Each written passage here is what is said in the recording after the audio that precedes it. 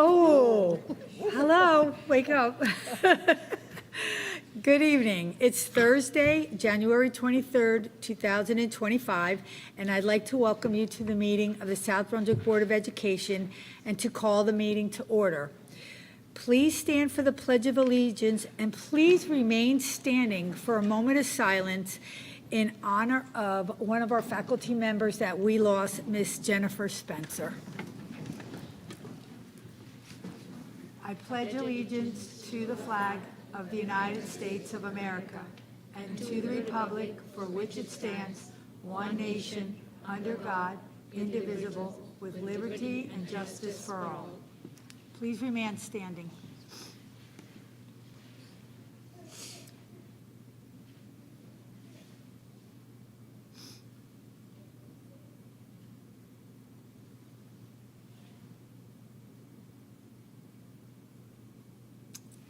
Thank you.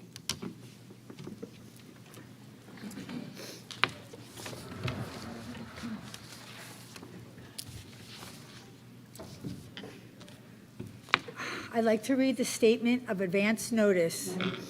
The New Jersey Open Public Meeting Act, NJSA 10-4-6, also known as the Sunshine Law, was enacted to ensure the right of the public to have advance notice of and to attend the meetings of the public bodies at which any business affecting the interest is discussed or acted upon. The primary purpose is for board members to discuss and vote on board business. In accordance with this provision of this act, the board secretary has caused notice to this meeting 48 hours prior, including date, time, and location, to be posted in the South Brunswick Public Library and Board Office, filed with the Township Clerk, and communicated to the Home News and the Star Ledger. It is also posted on the district website. Roll call, Mr. Pulowski. Ferrara. Mrs. Laura Hernandez. Here. Mrs. Deepa Karthik. Here. Ms. Alicia Khan. Here. Mr. Raja Krishna. Yeah. Mr. Mike Mitchell. Present. Dr. Smitha Raj. Here. Mrs. Lisa Rogers. Present. Mr. Rajesh Soni. We have a quorum. I would like to now ask for a motion to approve the meeting agenda. Ms. Khan, and second to Mr. Mitchell. All in favor? Aye. Yay, I remembered that. All in favor. The next order of business is a report of our student representative, Ms. Samira.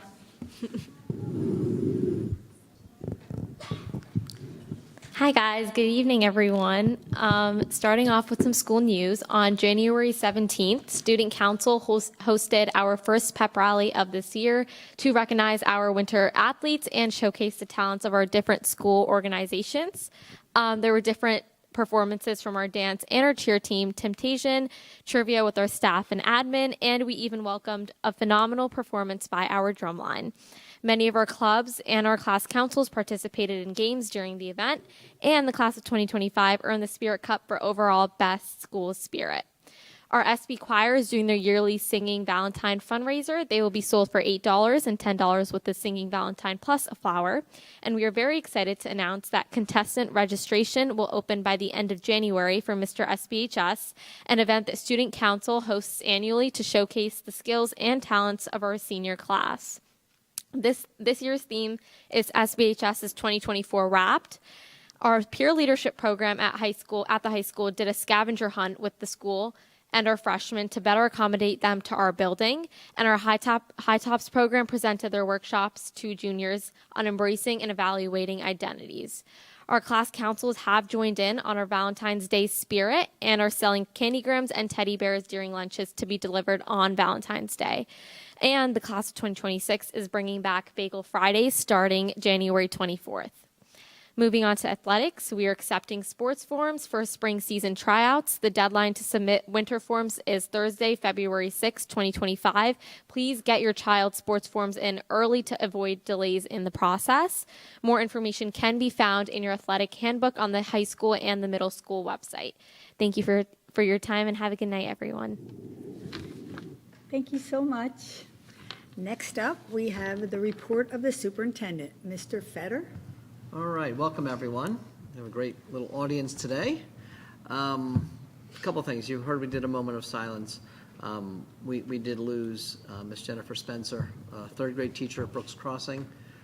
It was a sudden situation. District was quite unprepared. It's been a very difficult time at Brooks, and our hearts and our thoughts and prayers are out for Miss Spencer. It's very difficult. So put that aside for the moment. This is School Board Recognition Month, and I see we have a great group. And I remember these kids from Target, right? Yeah. How'd you guys do? Was that fun? That's the best thing. And how much was it again? Like $7,000 each? No, how much was it? You get a raise when you're. Say again? $370 each of you? Wow. Whew. Yeah, they left pretty quick in their souped up They really did. carts. It was pretty cool. So anyway, that's going to be happening shortly. I think we have Pete and Jody. Is that right? Where are you guys? There they are over there. They'll be taking care of that in a few minutes. I want to share something that to show what happens when students come to the mic. So if you remember, we had some students come to the mic to talk about a district-wide Spirit Week. So I had reached out to the principals, and they were all supportive. And so we will be having a school-wide Spirit Week, and I wanted to share a little bit. Jody, thank you for this great presentation. So I'll be using that right now to share. They're great. These are great kids, and really, really cool event. So on Monday, it's going to be Beat the Blues, and that is students will wear reds, oranges, and yellows to combat the Monday blues. On Tuesday, it's Twin Tuesday, so you can pretty much know what that is. Superhero Wednesday, that's pretty cool. And no sweats on Thursday. Students will wear their, hello. Students will wear their coziest hoodies and sweatpants. And on Friday, Burn Bright Friday, students will wear their brightest colors. So again, just to share, I know the board likes to see what happens when kids come to the mic. And if you remember, we had a student come a few years back. Ohm came, and he wanted to start a chess club. That's alive and going, and that's great. So we do encourage students to come and share their thoughts and their ideas for the school district. It's always helpful, and to engage with the board when they get an opportunity. So again, thank you to that group. Really, really cool group of kids, and we've been in communication, and they're working with each school has a person. Sometimes it's the principal, sometimes it's a counselor, somebody else, somebody who runs their different events. But that's all being taken care of, and it's off and running. So looking forward to that. So thanks again to that group of kids who came out. Quick note, kindergarten registration is open. Preschool interest form is now open. And the lottery, and is this correct, Suzanne? Lottery will be the week of February 24? That's good. So we get a lot of preschool parents, and I was over at Dayton today. And just two board members, if you just want a feel-good moment, call me up and say you want to go visit a preschool. There's preschools all over the district, and Dayton and Deans both are just preschool, and then there's 4 preschools at Constable. There's preschools all over, but I don't know how many hugs I got today. They don't even know me. They just see an adult and they hug. It's just the best feeling, and they were the cutest.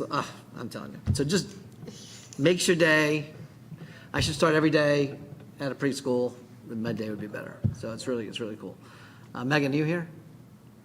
So Megan gets to start every day at a preschool, and she walked me around today, and there's one over there.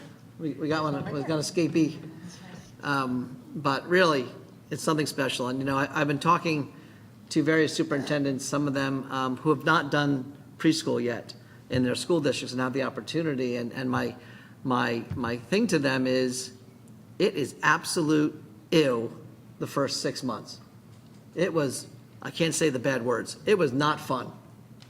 It was messy, it was uncomfortable, never dangerous, but always, it was problem after problem after problem. And now we're into it, and it is beautiful. And this community gained, right now, almost 400 altogether. Is it about that, 350? 350 of our preschoolers are now getting free full-day preschool, and not one of them, of those 350, would have had it if we didn't take this on. So thank you, Suzanne, Megan, for taking the lead on that, and your team, Megan. It's exciting. And so for parents that are interested, I asked Megan today how many we already had after opening it for 3 minutes, and it was, over 300? So we are expanding, remember, we are expanding, but we're expanding outside of the school district. We have no more space. So we're opening up additional spots. But that's where we are, and if you are interested in your kid, you got to get onto the lottery, do the forms, and then the lottery be February 24th. And Suzanne, how long after February 24th do people start to find out? Spring. Spring? Yeah. All right. So there we go. Tonight, I'm going to be talking to you about the 25-26 calendar. I sent you a piece on that this morning. I sent you a basic calendar, but we're going to be talking about what iterations would look like. Calendar's a big deal. I shared with you in the update today that just be prepared. Whatever calendar we go with, you are going to have unhappy people, happy people, and neutral people. Just understand there's no perfect calendar. We will not be providing a perfect calendar. We'll do the best we can.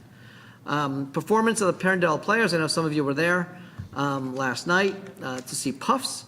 It's also playing tomorrow and Saturday at the South Brunswick High School. So if you get a chance, take a look.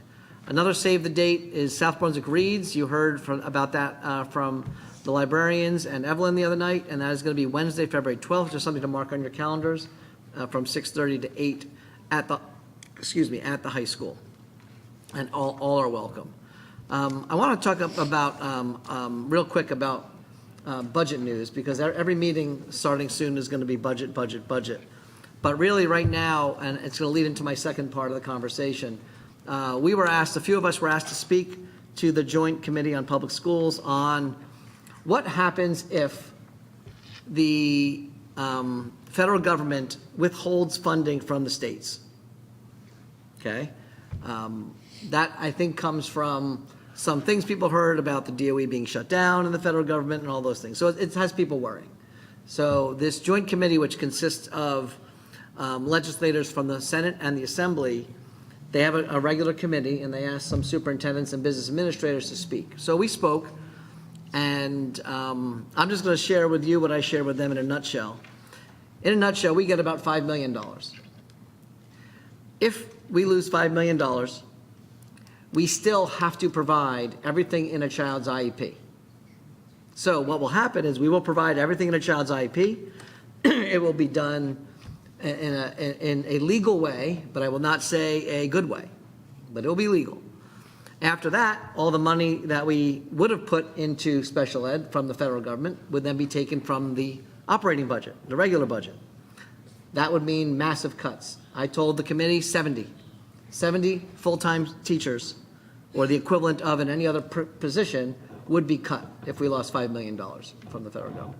I also said during my testimony, I do not expect that to happen.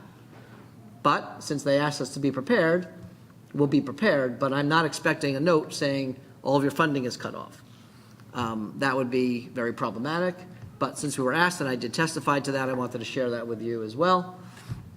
That leads me into one other component. The other concern we've been hearing, very small concern in our town, but is what happens if there's a raid of ICE in the town and in the schools.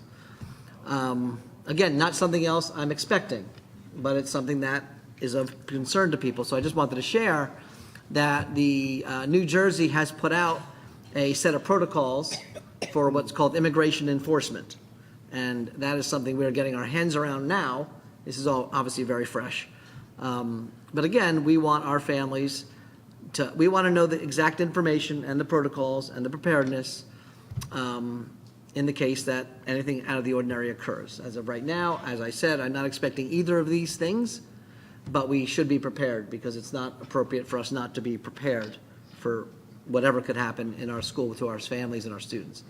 So those are just two things that have come up recently that I know is on some people's minds. I know it's on people's minds because I've been getting emails and texts about it. So again, I'll reinforce one thing.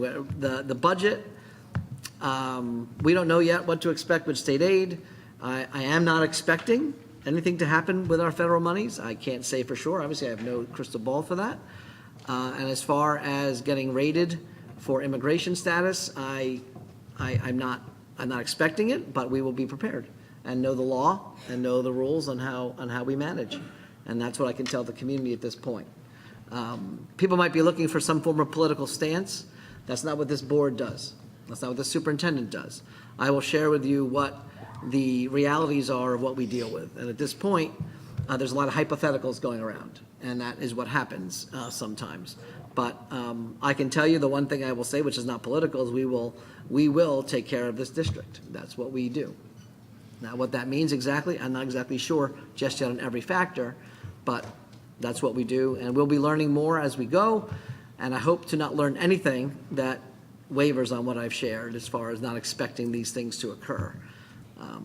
But that's where we are with all that. And on your board agenda tonight, we're asking you for some appointments, so we'll get through the agenda and then we'll go from there.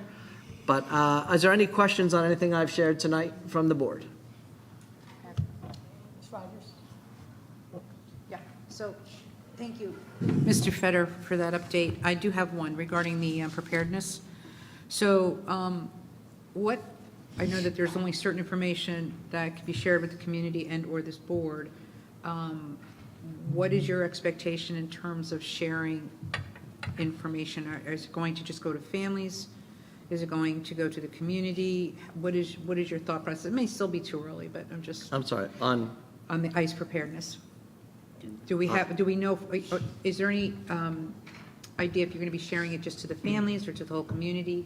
sharing what exactly? Anything that we need to do on our end, the district will be doing, excuse me. We would be following the law. So all I'd be saying is we'd be following the law. Okay, so whatever the law is for the state of New Jersey. It's if a police officer came separate from anything to do with immigration and presented a subpoena to the district, we would comply with the subpoena. Okay, If we had concerns about the legality of the subpoena, we would contact our attorney. okay, If an immigration officer showed up and presented papers that were legally binding, we would either comply, or if we felt there was a reason not to comply, we would Right. call our attorney. right. But right now, that's all I would be able to say, and that would not be something I'd be sending home in a letter. No, of course not. Okay, thank you. I just wondered, when in February will we approve the calendar? So the calendar is, this is what I shared with the board. The calendar tonight is we're gonna talk about this in new business. I'm gonna present a whole bunch of information. I've only shared with you one calendar version because I want to work from one calendar version to go over the other concepts of what calendar could be. And the expectation would be that we would then, once we hear from the board tonight, we would then decide on what our next steps are, but ultimately, the goal would be to approve a calendar at the next meeting. But you would have advanced copies of what that calendar would look like. Thanks very much.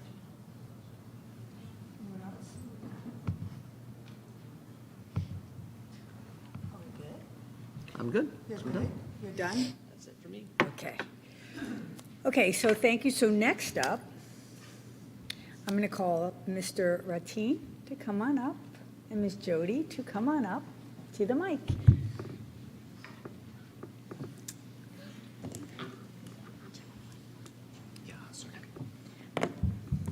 Good evening, Board of Education, students, families, and the South Brunswick community. This evening, we will take time to recognize the Board of Education for their willingness to give their time to make South Brunswick schools as great as possible. Just going to get our kids lined up. We have a whole interactive piece here. So this evening, we have several students here to recognize the members of the Board of Education.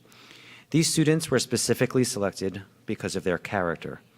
Many of them just received the Heroes and Helpers Award. Here to share more about these students, who will soon be presenting to the Board of Education, is Captain Gene Rickel of the South Brunswick Police Department.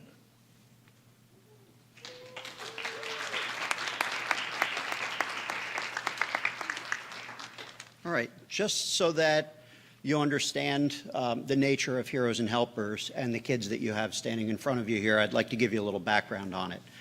Since 2014, the police department has been partnering with the school district, with the private schools, with Target, with the police unions. We all get together and make sure that we can run this program.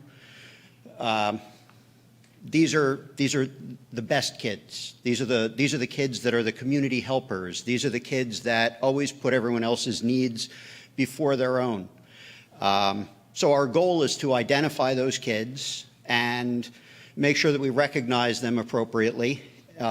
These are the kids who display exceptional positive interactions with other people, with peers, school staff, even throughout the community. We've had kids who were school leadership. We had kids who started charitable organizations outside of the school. We have kids who work one-on-one with others and help by advocating for other students, who help with translating, who just make sure that everybody is included throughout the day, so that if they see a kid on the playground who's not playing with somebody else, they'll approach them and say, hey, come play with us, and make sure that everybody feels taken care of.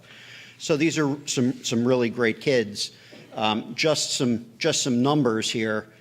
Each year we choose 12 students, one from each of the school buildings, 12 kids. We've got about 10,000 students that are eligible, and we choose 12. And that should tell you something about the nature of the recipients of this Heroes and Helpers Award. These kids have been involved in all kinds of things. They're role models and mentors. They help staff. They motivate and guide classmates. They typically offer kindness and compassion and cheerful words to everybody they meet throughout the day. They're kind of the unofficial goodwill ambassadors of the school.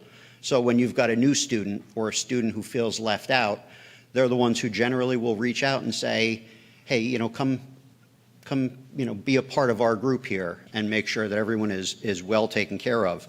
And when we ask for the nominations, typically we see pretty much every nomination always says positive. This kid is a positive influence on the school. They've always got a positive attitude, which says an awful lot about their spirit.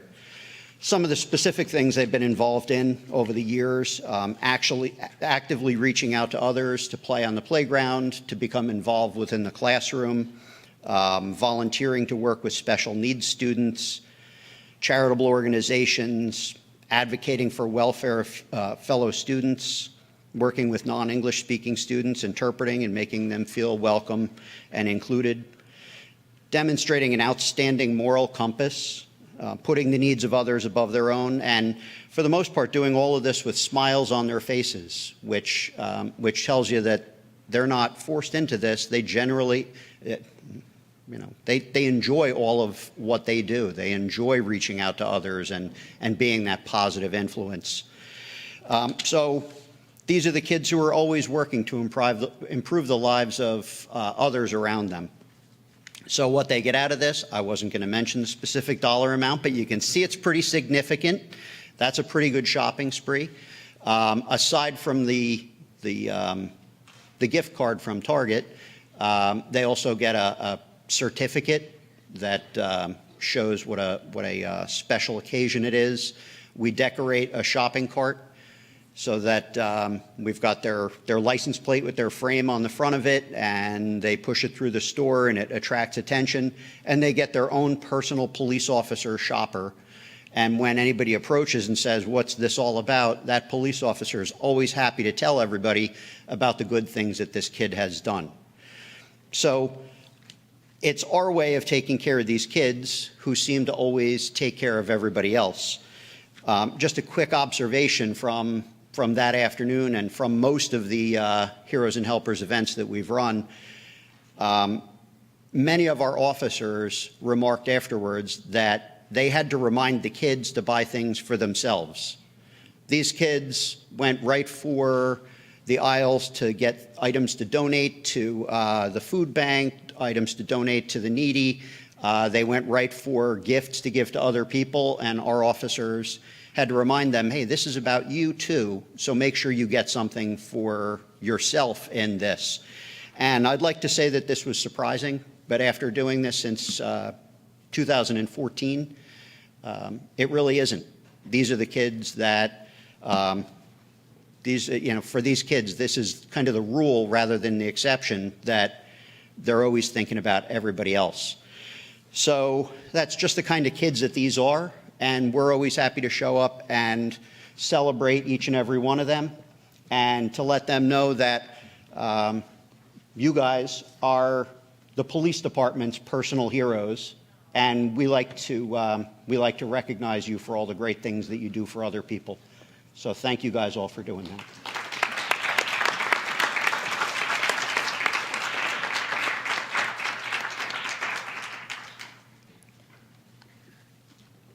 Here's a short video to show from that event, and we thought it was only appropriate for when we recognize our Board of Ed members that we have our heroes and helpers recognize these heroes and helpers who give so much back to our community. So here's a little video from that event.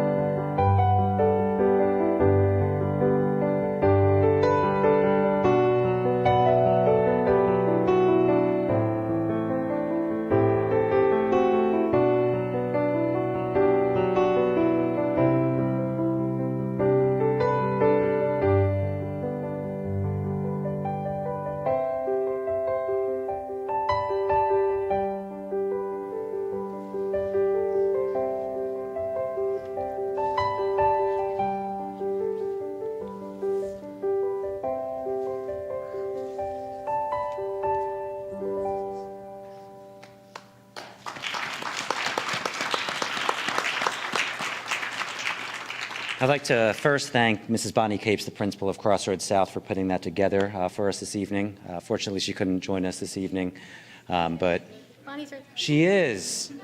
I knew earlier you had to be at something. Thank you so much. Before we have the students come up, I want to just take a moment. Captain Rickle is retiring in about a month's time, and he has put his heart and soul into this project and reaches out to the school district months and months in advance and puts so much time and effort into it.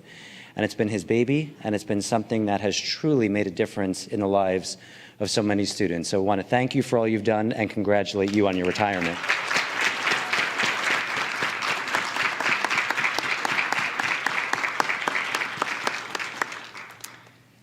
At this time, we want to thank again our wonderful kindergarten through 12th grade students who have been such great mentors, as Captain Rickle mentioned, to the South Brunswick community. At this time, we're going to have the students come up and present directly to you, the board members.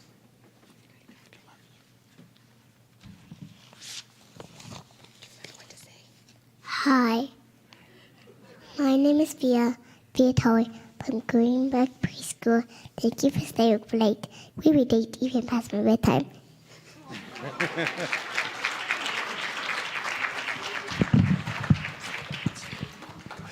Good evening, everybody. My name is Matthew Gomez Velasquez from Brooks Crossing Elementary School. Thank you for going to lots of meetings, lots and lots of meetings.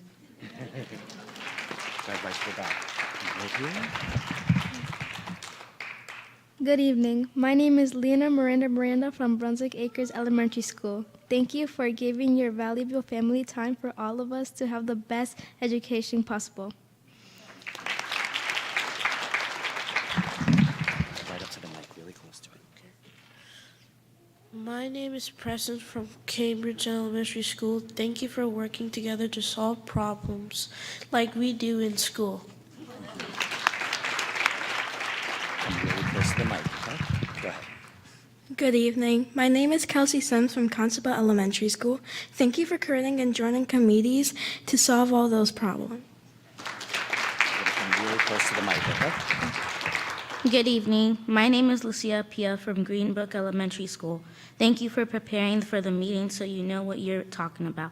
I mean, you have pre-meetings and post-meetings and meetings to schedule the meetings. It's a lot of meetings. Come really close to the mic, okay? Good evening. My name is Zorian Harden from Indian Fields Elementary School. Thank you for expecting nothing but the best from our students, our staff, our families, and from all of you too on the Board of Education. This ensures that we are all doing and being our best. Come really close to the mic, okay? Good evening. My name is Jocelyn Rojas Salazar from Crossroad North Middle School. Thank you for highlighting important community events so we all know what's happening in South Brunswick and attending events in our school. From concerts to football games to musicals, that's a lot of events. Good evening. My name is Alexis Monday from Crossroads South School. Thank you for going the extra mile to speak with the state and politicians. It must be hard to get through to some of them and make change, but you did it to advocate for our district.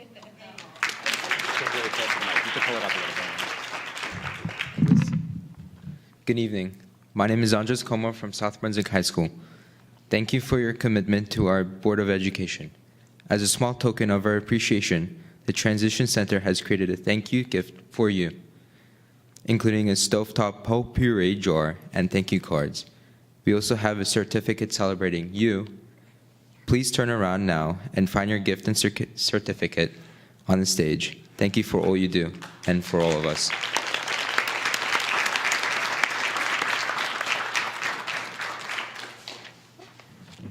Thank you. And at this time, you'll see your presents and your gifts are on the stage. And we also want to take a picture with all the board members and all the kiddos. So board members, could you come in front of your seats? And then we'll have the kiddos stand there and take a picture with everybody.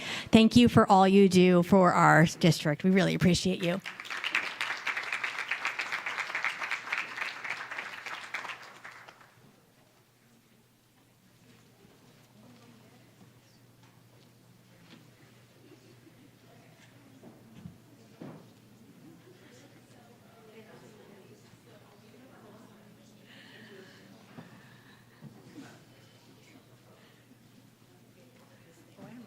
I brought my card. I brought my honorary board member.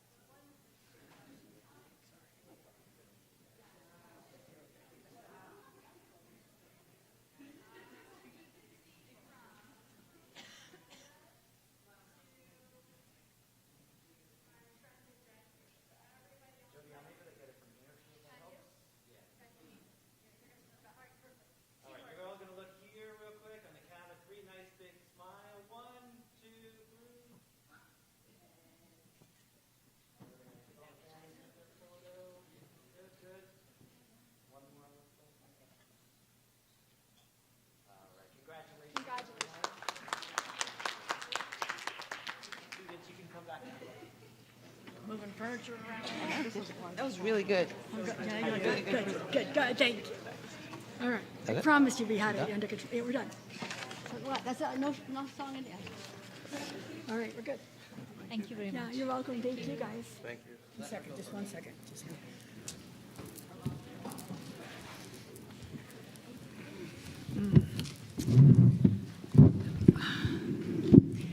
Well, I just wanted to say that you're why we do what we do. You are the reason. And what an awesome reason. I had the privilege of being at Target, which, by the way, would love to thank Target for partnering with the police department. It's an awesome thing. But I had the privilege of being there. And of all the awards, you know, we are so blessed. We get to see kids in high academics and who goes to state champs and does all that stuff in athletics. But of all the awards that we get to see and we get to participate in, the award of the heart, which is why we're here tonight, for me, is the best award. Because we can teach you how to read and write and throw a baseball and a football, but to be a kind, decent, giving person, that comes from inside. So that is the best. And parents, you need to go like this and pat yourselves on the back. Because parents, job well done. Well done. So you guys keep doing what you do. It is such a blessing that we have children like you, and this is what we do. So, and Captain Rickle, where is he? Thank you so much, because I saw what you did and what an undertaking that is. So I sure hope you have somebody that you're training to step into your place to do this next year. What a wonderful, wonderful thing. So thank you. I speak on behalf of the board that we could not have asked for kinder, sweeter people to present to us your gratitude. So we give it right back to you. Thank you.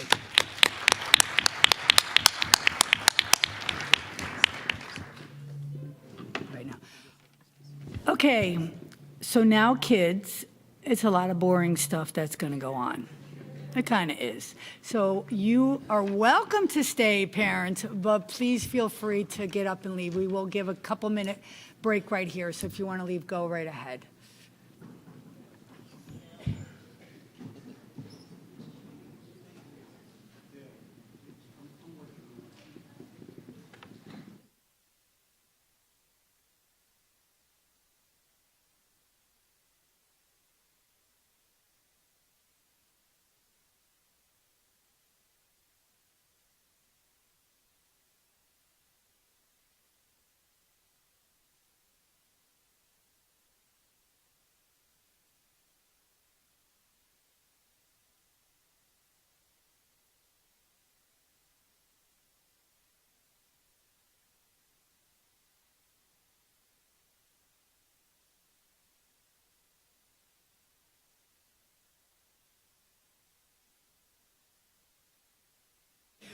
Okay, so I love that. That's like, that blesses me so much to see what these kids do from their heart.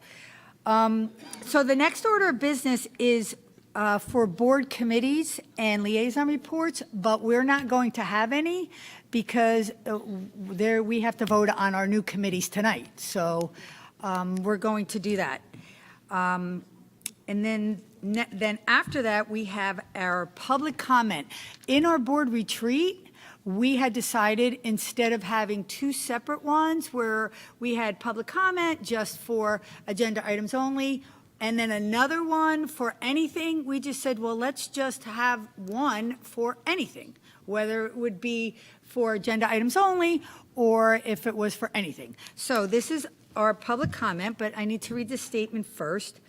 So the Board of Education recognizes the value of public comment on educational issues and the importance of allowing members of the public to express themselves on school matters of community interest. Complete copies of Policy 0167, which govern this portion of the meeting, are available to the public at the auditorium entrance, online, or by contacting the board office. To permit the fair and orderly expression of comments, we ask that participants be recognized by the presiding officer and preface comments by announcing his or her name, place of residence, and group affiliation if appropriate. And by complete, do we have the sign-in sheet up there? Okay, and by completing, there's a sign-up sheet up there, so just to sign all that in. Please print legibly, or we will be unable to document your name for the permanent record. Each statement made by the participant shall be limited to 3 minutes. No participant may speak more than once on the same topic. Mr. Pulowski will indicate when you have 15 seconds remaining. All statements should be directed to the presiding officer. No participant may address or question board members. No discussion between a participant and respondent shall exceed the 3-minute limit. It is our plan to listen to each member of the public. Once all questions and comments from all members of the public are made, the Board of Education may respond or respond via email in the most timely and efficient manner available. All questions and comments made will be noted. Okay, so that's it. Mr. Pulowski, do we have anybody pre-registered? We have no pre-registrations. Okay. With no pre-registration, do we have anybody in the audience that would like to come up and comment on anything? Okay, not seeing any. I close this portion of the agenda. Okay, board minutes. Okay, right now. I thought we did. We did that in the beginning.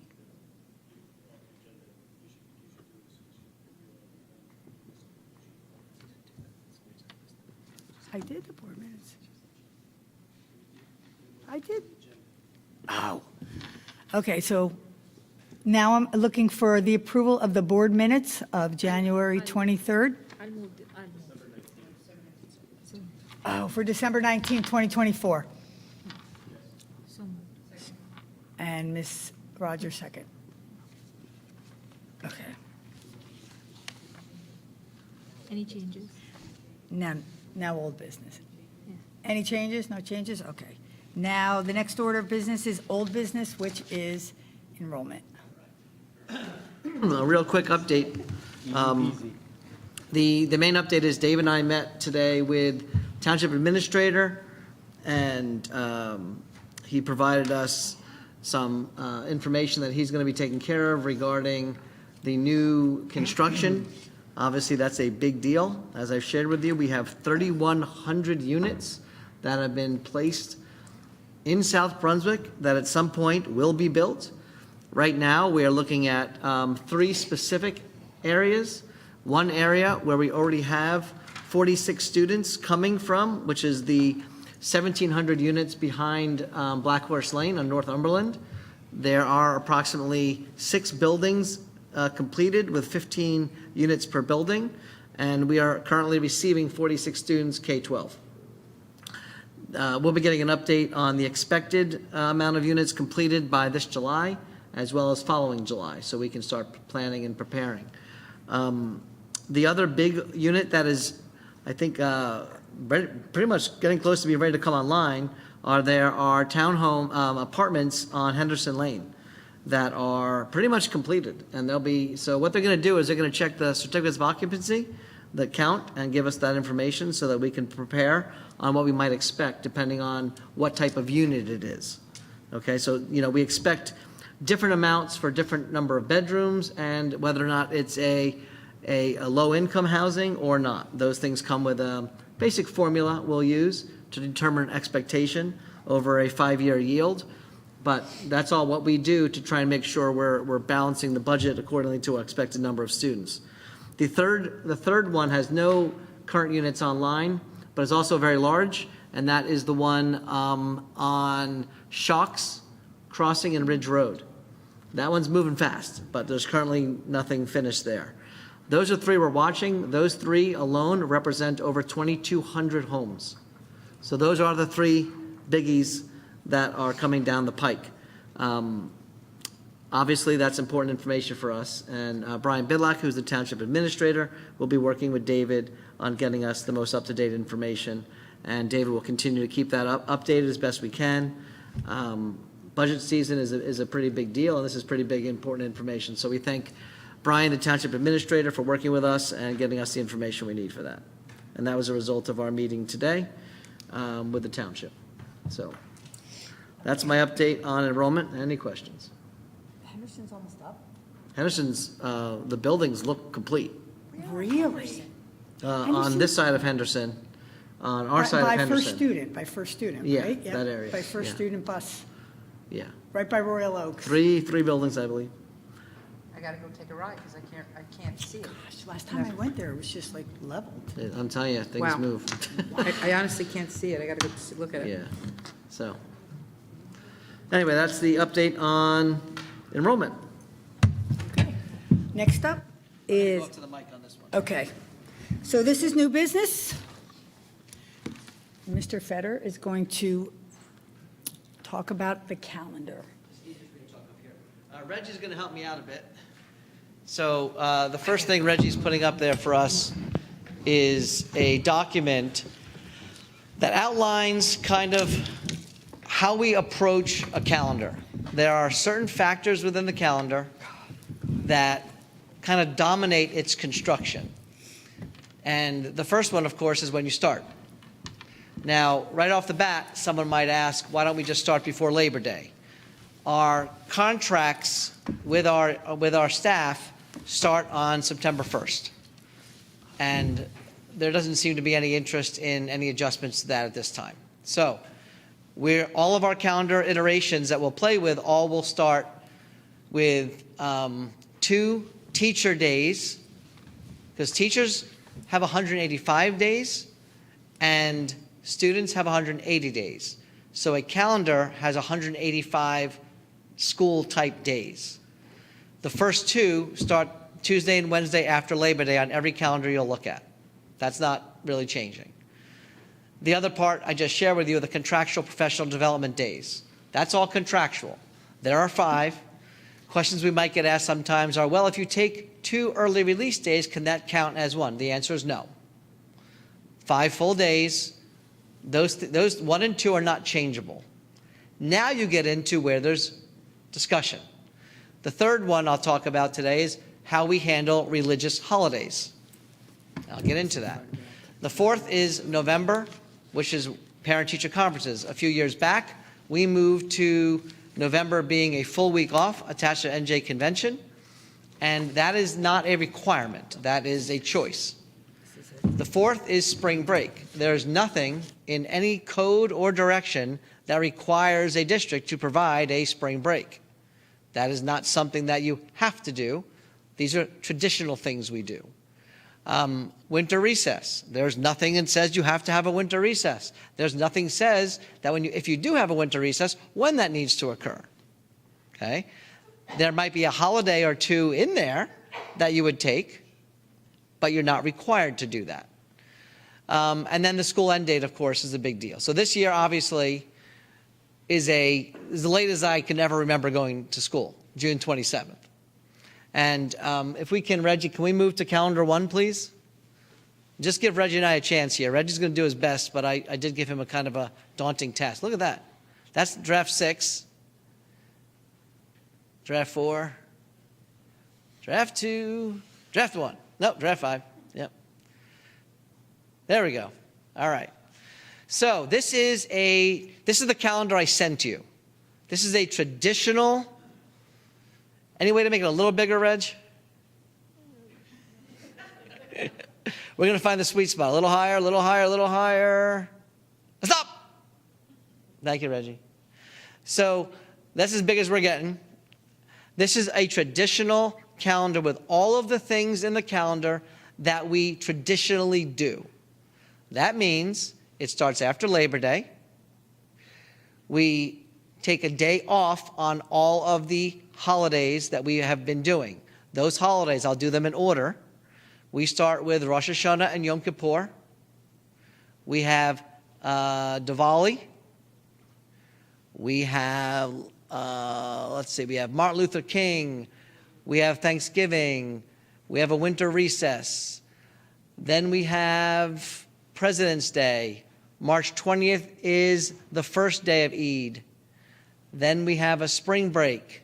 Then we have in May Memorial Day, and then the 27th is the second day of Eid, and the 19th of June, and this calendar is Juneteenth. That's what we currently celebrate. The reason a calendar could shift is we do not take a day off of school if that one of those days falls on a weekend. We don't celebrate it a different day. We don't do that. As you can see on this calendar, it's basically a full Monty. Every possible holiday falls on a school day. Now there's other holidays, but we don't recognize them as a school day in our calendars. These are our traditional holidays. As you can see, once we do that, we kept our traditional November as it is. The 5 blue that you see are the 5 days that I told you the staff works 185 days. So that is there. This one ends pretty much just like this year. It ends on June 26th, that Friday. That is if we do the traditional calendar. The other thing in the calendar I should have added also is April 6th and May 26th. Those are inclement weather days. People always ask, why don't you put those at the end of the calendar? That way, if you don't use them, we can shorten the calendar. We can't do that because we have to nail down high school graduation, and that is not mobile. That's why that is. So before I move on, and how we're going to move on is we're going to address all of the key factors I said, minus the first 2, which we can't address. We will still start every calendar on the 2nd with a staff day, and we will still have 5 staff days. Nothing else is required of us. Before I move on, do you have any questions?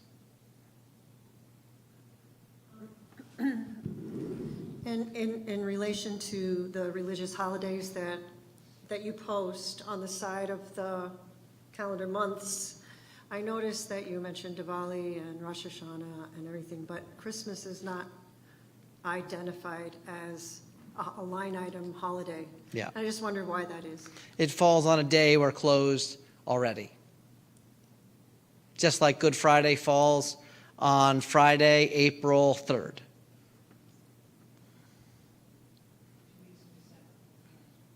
Well, it seems kind of odd. Okay. Okay, any other questions before we move on? All right. Reg, can we go to calendar 2? I'll describe. There it is.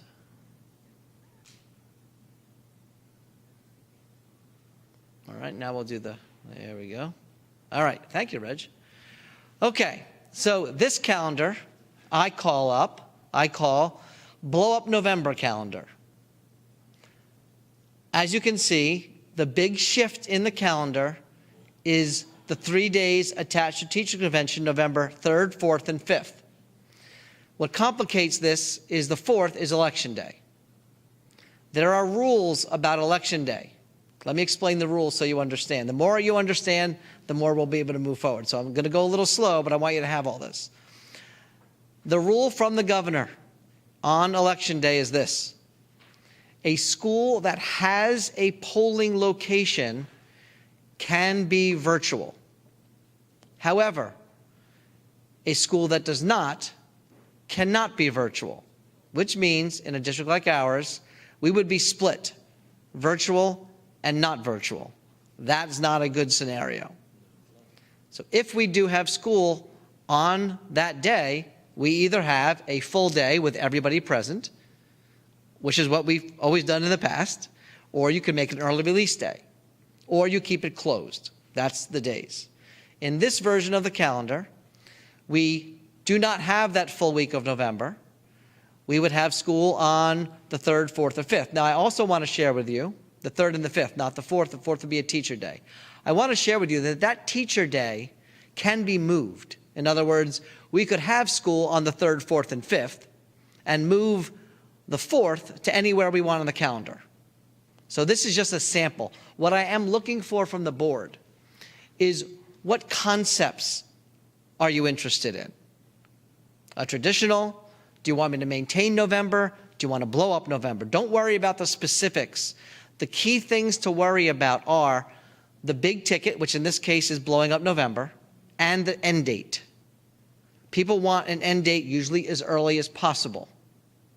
That's what we look for here. So, the end date is the same, June 26th. You didn't save any time or dates, you just moved where the blue chips were. Right? That's what I mean. You could take all those blue chips, except for the first two, in September. You could take the one in January, the one in November, and the one in March, and move them wherever you want them. That doesn't save you any time on the calendar. There's still days on the calendar. Okay? So, yes. Trust me, we're not even close to that yet. Yeah. You'll have, trust me, you're going to have, you might like that today, but in a minute you might not like that anymore. So I asked you to just hold that. But for right now, you like keeping November as is? Yeah. Okay.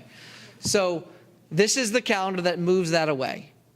What this does is it allows us to do professional development across the board, but has one other key factor.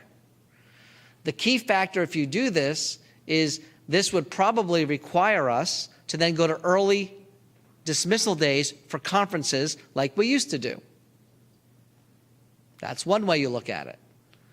Another way you look at it is you hold conferences on one of the days the same as we do now, just on a different day. All of those are options. The big thing is, do we want to maintain November as is, or are we open to a change? That's what I want you to think about from calendar 2. And how would you want to see parent-teacher conferences done? That's all linked to November. Before I move on, any questions? Yeah. The way we have parent-teacher conferences now, they're full days? A full day, one day fully closed. Okay, They meet that day and then the evening. okay. So wait, fully closed, like the kids aren't there? Correct. We use one of the blue days. Okay, We use one of the PD days. So when we do that, we lose a day of PD, but we get a cleaner situation for parent-teacher conferences. Generally, communities are not thrilled with extra early release days. That avoids that. But again, that part of the conversation is not necessary for today. The question is about November, knowing okay. we could still choose to do conferences one way or the other. okay. Know this, but I can't remember. That day, November, where you have full-day closure Yes, for parent-teacher conferences. yes. Are we getting, what type of, what are we getting out of it in terms of percentage of parents that are going during the day? Are we finding it's being utilized? We offer it two ways. We've been offering, because it's been during that November week. Right. We offer it as a virtual option for the parent. Right. Or an in-person option. Right. So parents that are away or are using that time to vacation still have the option to virtually link. I do not have currently the stats with me. I think But that would be important just keep in somehow. mind, Okay.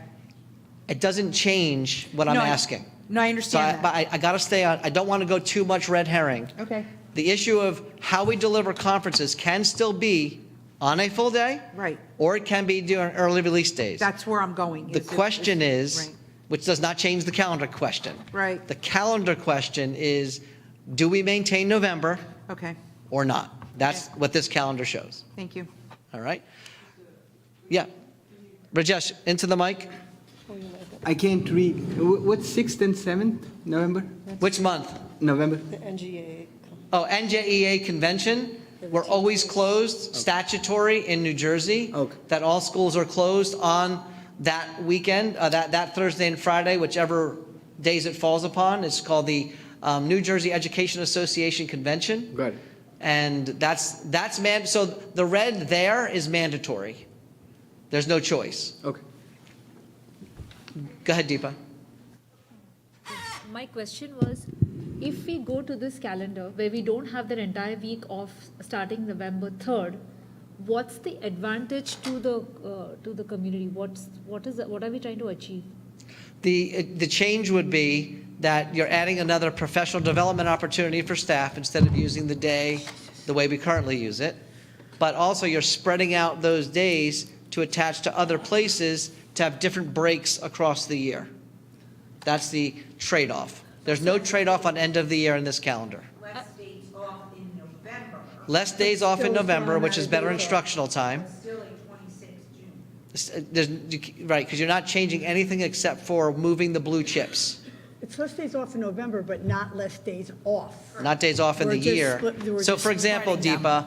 Deepa, let's say we look at February. Let's say we wanted to add the blue chip from November 4th and put it by February 13th to make that a 4-day weekend in February.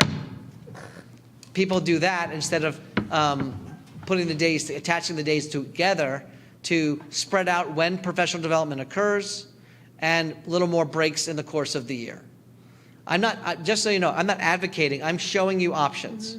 That's all I'm doing right now. Just that question, could that blue chip? I don't want teachers getting upset, I'm just a question. Can that blue chip move to December, where you have the 2 weeks? So just remember, the blue chips can be moved. They can be moved there. But Okay. really, the hard part of doing this, and I knew I was going to run into this, the hard part is this. Yeah, The only thing I want you to think about on this particular slide, is the blue chip. no, This is November. is November. Oh, yeah, but if we move the blue chip is what I'm saying. I can move the blue chip in November Yes. out of November. Correct, that's my And question. I could put it on any other school day that we want. Any school day, okay. So this year, we had the teachers come in 3 days in that week of November? We have for the last bunch of years. Yeah. So we have. So how's that working for the teachers? Have we talked? I would say that PD would be better served by not doing it that way. Okay. I would think that they're burnt out after 3 days. That's a long week, It's a even long though week. it's That's not a kids. long week. So Exactly. this idea is born out of reverting back to how we used to do things. Right. We And I did probably that. would move November 4th out of that blue Yeah. chip out of Yeah. there and just have school Monday, Tuesday, Wednesday. Yeah. And move the blue chip somewhere else, to be honest with you. That's what I'm thinking. But that's not relative for what I'm asking you to think about yet. Okay, I get it now, okay. What does the magenta stand for, the early release? That's if we decided to have early release conferences, Okay. parent-teacher conferences across 3 half-days like we used to do. Okay. That's just a sample of where that could go, what it would look like on a calendar. That's all.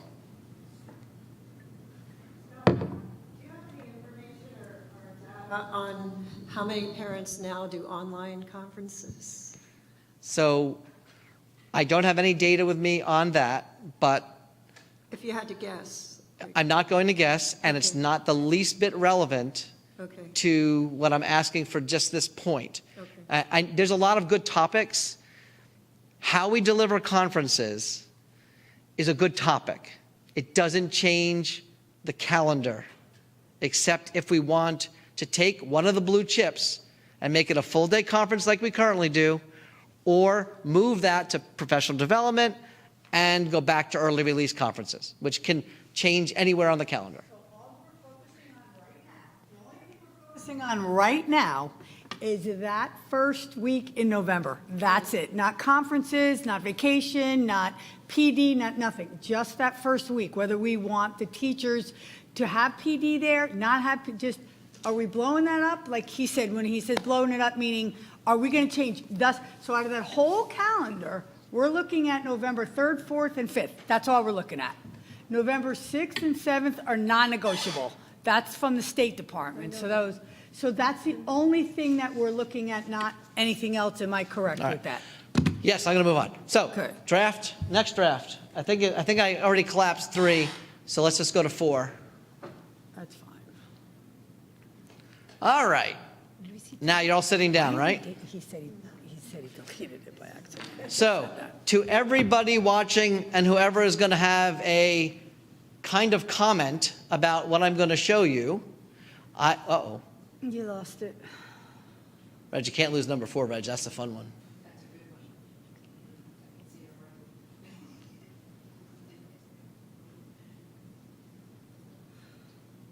Ah.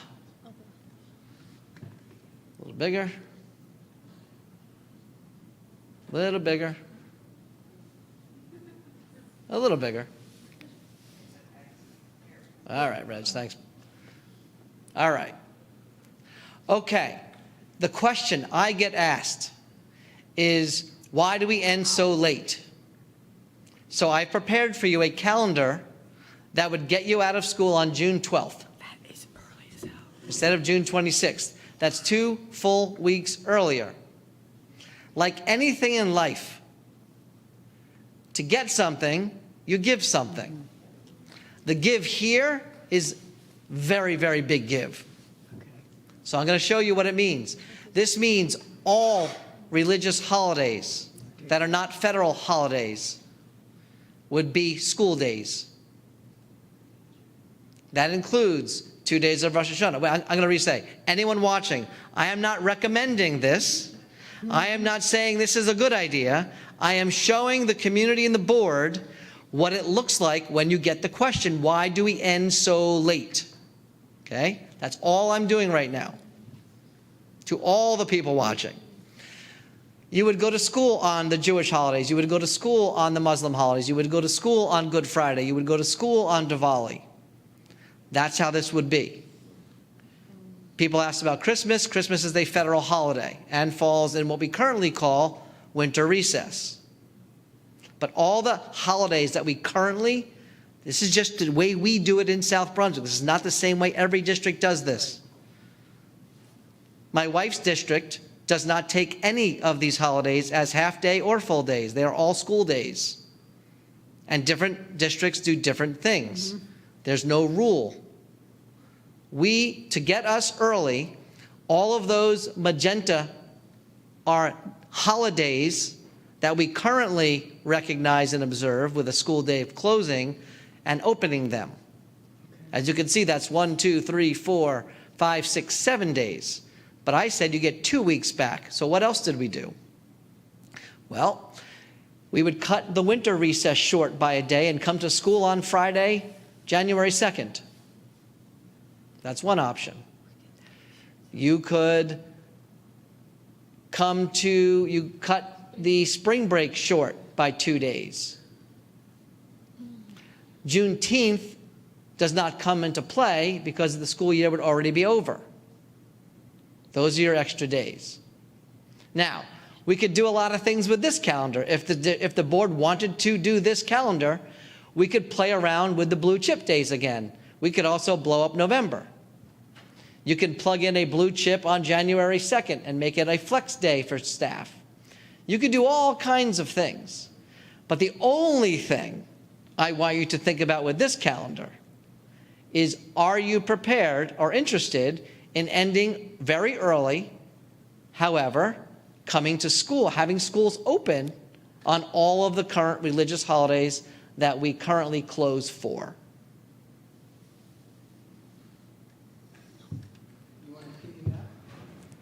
Huh? It's a discussion. I'm not looking for votes. If anyone has anything to say, please feel free. I just wonder, isn't this a conversation that must take place between staff and the board? Like, why would we vote on this without hearing from them what they see as the best possible? So one thing that could happen as a result is we are able to survey the staff. Yes. But in designing these options, we did work with the union. You did? Okay, I was going to Staff. ask that. Okay. So the union saw all of these options? Yes. Okay. It doesn't mean they've agreed to Right, or but they- love them, right. but involved in the process. Okay. But again, if we wanted to get more of a compelling argument, you can survey staff, you can survey community. Maybe that's the heat, Dave? So the board has no obligation to do that, but it's a good practice if you think you're doing something far-reachingly different to survey. So I was going to be recommending, depending on where you go with this, that is an option the board could take. Mm-hmm. Yeah.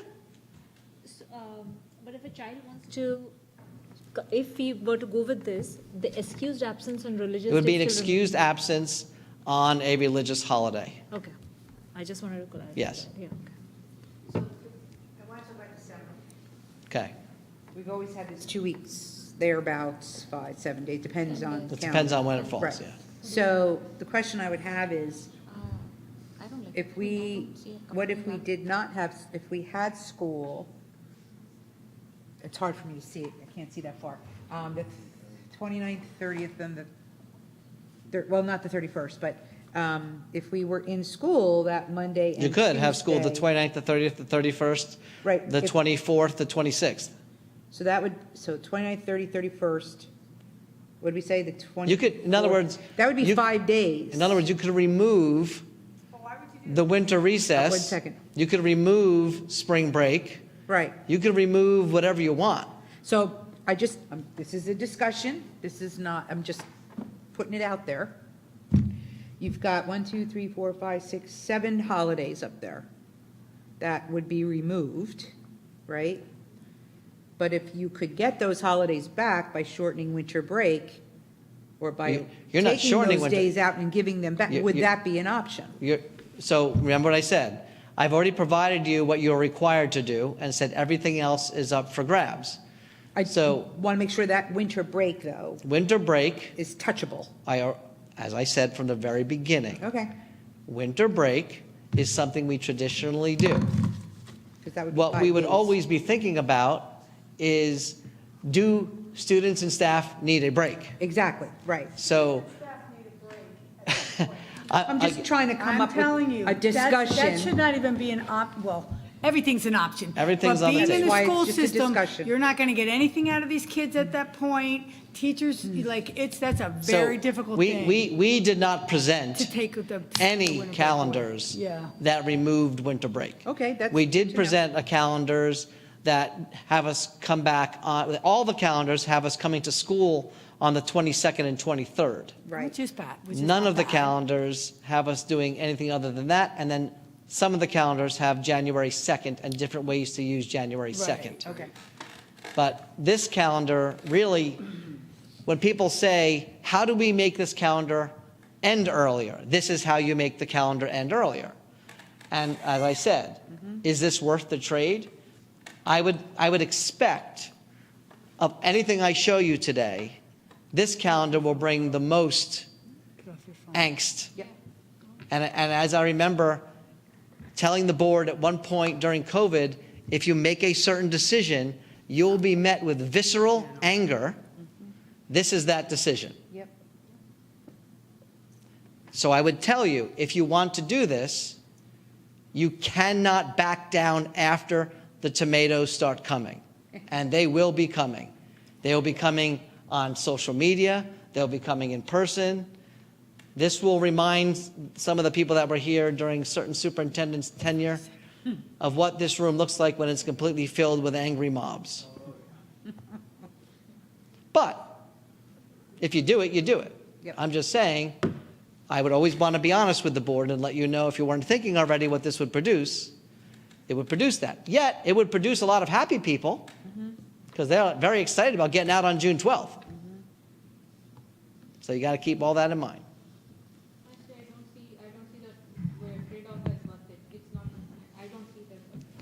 I will tell you the reason I showed this calendar is really because this is what people ask for. Why does it go so late? And there are people that want to know why we do one holiday versus another holiday. So you can't pick and choose. Someone's like, well, what if we don't do these holidays? You guys can make the decision. I won't even be suggesting you pick and choose which holidays you like and dislike.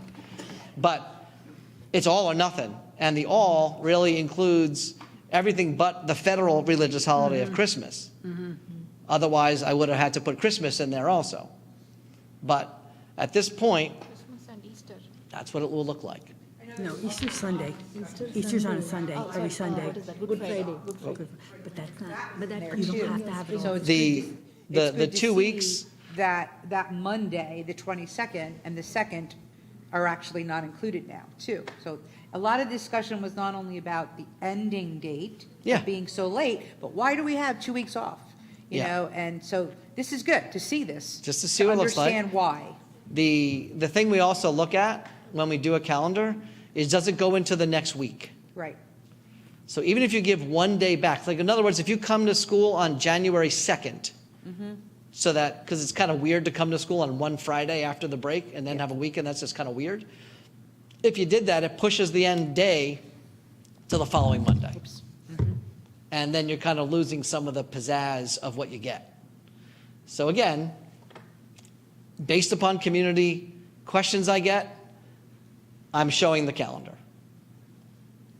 Let's go to the next one, because we're having fun so far. The other problem is you cut out these holidays, kids won't show up at school. 5, there it is. Okay, 5. Little smaller. A little bigger. Thanks, Reggie. All right, so 5 is another version of the calendar. This calendar blows up November. It shortens spring break for staff. It would maintain spring break for students. That is because we took the 2 blue days from November and put them attached to April 1st, 2nd, and 3rd at the end of March, making that a full week, which is a traditional spring break, but not for staff. It also puts the 2 PD days backing up against a time off, which isn't desirable for the PD side of things.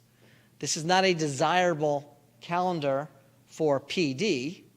It also includes the last day of school being a PD day on paper, but that would be something we'll call a flex day, which I don't have to get into right now, but it's a strategy you can use with PD for one of the days. The attractive part of this calendar is you end on Tuesday the 23rd. I will also add that Tuesday the 23rd at 10 o'clock at the Cure Center for graduation is available, as is Friday the 26th at 10 o'clock at the Cure. Now, that's not necessarily a reason to make a decision, but it is a factor to be considered. In this calendar, the main thing to consider are 2 big ticket items and then a 3rd positive outcome. This calendar requires the removal of November and requires a shortened spring break for staff. The give back that staff might not like that is very true. That would be something we'd probably want to continue to talk about, to Julie's point. But ending 3 days early is attractive, and moving to a flex day we believe will be attractive for staff. So there's, like anything else, there's positives and negatives. I told you before we started, I'm not going to be able to present to you the perfect calendar that gets everything. Second. Whichever. That's almost, Election day, we are allowed to be in school. okay, so would we go to, if you're a polling school, you're virtual? I would not be recommending that you only virtual half the district, So then everybody would be here whether or not there was polling in the which school is the way building? we've always done it. Okay. Just clarifying. Question. Can we move the spring break currently in the first week of April to, let's say, 23, 24, 25, and PD on 26, 27, so they don't have a shortened spring break? They can club it with the Good Friday and the weekend and that? You can. Here's what happens. If you move Friday, April 3rd off of the spring break, you have to add that back as a day off for Good Friday. Oh, or the other way, I would say. I'm sorry, I got a little confused. So if that is the Good Friday, Yeah. oh man. It's weird because March is on the other page, but it is currently aligned to be 5 straight days. It's Monday, Tuesday, Wednesday, Thursday, Friday right now. Good Friday is the 3rd.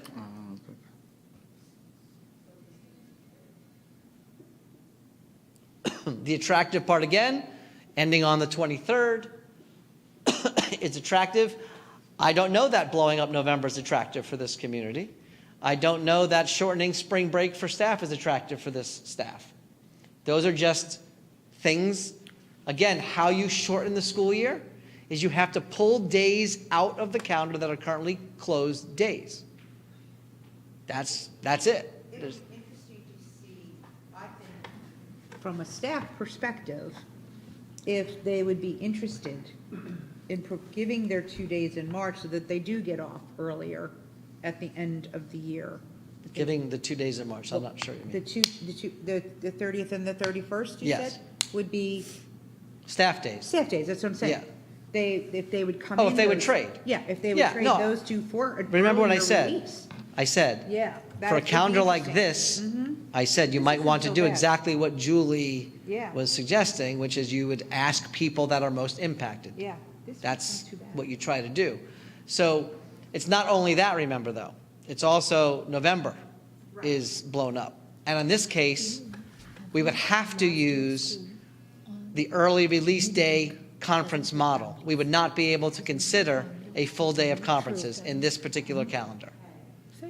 So we'd also be adding 3 extra early release days, which are not very popular, to add extra ones. We already do a lot of them for professional development and school operations. This would be 3 additional ones on top of what we already do, which again, usually not the most attractive thing for communities. Deepa, you had something? Yeah, no, I was just thinking aloud because this calendar, the last day is a Tuesday, and usually when families plan vacations, etc., they prefer the end of the week so that they can, use the weekend to travel out or, do things. So having the last day of school in the middle of the week, like Tuesday, Wednesdays, defeats the purpose a little bit when you're vacation planning. So we approach it very similarly. If we can't end something at the end of a week, we generally don't worry too much about where in the next week it ends. Meaning, if it's not a Friday or if it's not the end of the week, ending on a Monday, a Tuesday, a Wednesday, or Thursday, we generally don't make too big a splash to save that. That's why I said before on the other calendar, even if you add 1 day back, you lose the 12th and you go all the way to the Monday, which changes the end value. Yeah. Remember last year we talked about the 2 days on winter break, and it was either going to end on Friday or the Wednesday. That was why we didn't do it, because you're not gaining a week. You're gaining 2 days in the middle of a week, which probably doesn't get you too much. Yeah. Where adding a whole extra weekend on top of a vacation might have been more attractive. I don't know if it is or not, but It is. these are the It is very choices. attractive. These are the choices. Yeah, for working families. And, For working families, it because is half days are hard The for only parents. calendar we were able to get that ended the week prior, which would be June 18th, involves shortening or removing current breaks. Because you can't just remove some of the holidays. It'd be all of the holidays. At least I wouldn't recommend you choose which holidays you want to remove. You could do that. I will be sitting in the background with popcorn. But you can't get to the 18th without ripping apart winter break or removing spring break. There are no more days to remove. Unless you wanted to say, well, we'll just come to school on Martin Luther King Day. Good, that's another one where I'm in the background on popcorn. Presidents, these are traditional holidays, and if you start removing some of them, you're just in for a fight I believe you'll lose.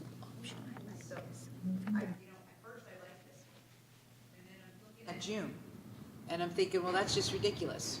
Because you've got the 18th, again, I'm a little blind here. The 19th is Juneteenth, so they'll have off, right? Then you have Saturday and Sunday, and then we're going to expect kids and parents to come back on 22nd and 23rd. And then you got a professional development day at the end of the year. Well, Is it for? don't worry about the PD day. Yeah, I know, but I'm looking at that month and I'm thinking, as a parent and a kid, a high schooler, not a senior, because I know they have to go because of graduation, but I'm thinking freshmen. All right, so the 19th is Juneteenth, so they have off. And then you're going to want them to come back for 2 half-days. Want to come back is kind of a legal thing. I know, but I'm also thinking the way, are they going to want to come back? It's a half day. I'm the messenger. I'm thinking of. I am sharing opportunities that exist with the flexibility a calendar provides. I get it. When are we voting on this, Scott? Say? When is going to be finalized? Well, I'm going to get feedback tonight Okay, and then cancel out some of the iterations. okay, And then probably provide 2 or 3 versions of the same idea, okay. right? Like if you say blow up November, I might show you 2 or 3 different versions of what that could look like. They all will end on the same time, but I'll show you a few different versions of that. If you said keep November, or you said, just listen, Scott, we're just keep it traditional. Just do what we do. Sorry it ends late. It's the way the year unfolds. We keep everything we currently have. That works for us. Then I don't have to do too much. I'm kind of done. I'll tell you, it's the first calendar. I mean, that's kind of done already. So that's kind of what I'm doing tonight, is giving the board. And the reason I didn't send these all out to you early, if you can imagine what you guys would have done to yourself, trying to figure out what they all meant. I gave you the one traditional calendar, and then told you what it looks like when you break out certain pieces. But I wanted to be here to answer your questions, give you some time, and see where you guys are. Now, again, we're not voting tonight. This is kind of like, I'm interested in what your feedback is, so I can come back and present and get back with my team, which includes teaching staff and administrative staff, to come back and say, look, here's what we're looking at. We have one more. Oh, we have one? Yeah, for fun. Oh, okay. This is the one that has no weekends. No, just kidding. Can we see number 6? We removed weekends. We go straight, 180 days straight, and then we're done. No days off.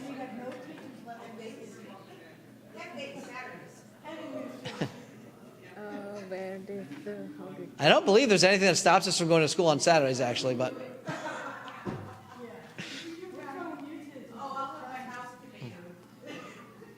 I might be buying the tomatoes. Think about parents on Sunday. They're like, oh, God, it's Monday tomorrow, thank God.